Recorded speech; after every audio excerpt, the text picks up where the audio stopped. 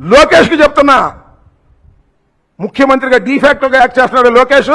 ఒకసారి ఓడిపోయి మంగళగిరిలో రెండోసారి గెలిచి ఇది పండగ అనుకుంటున్నాయేమో, ఇదేమో నీ వాపు బలం అనుకుంటున్నాయేమో. అన్నిటికీ ఒక రోజు వస్తుంది గుర్తుపెట్టుకోమని కూడా లోకేష్, ప్రధానంగా లోకేష్దే ఇది పని, చంద్రబాబుది కాదు.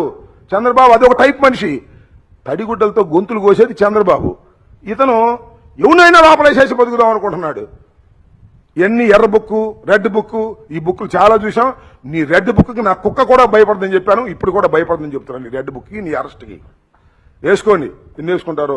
విజిలెన్స్ స్లిప్ అన్ని ఫాల్సే నాకు తెలుసు, నా ప్రజలకు తెలుసు.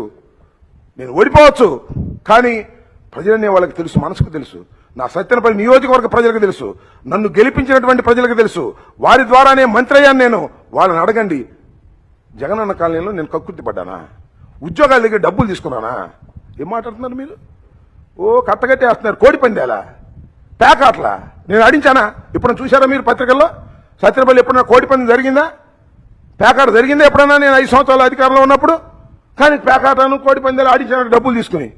మీ ఇష్టం వచ్చినట్టు కథలుతున్నారు, అల్లుకోండి.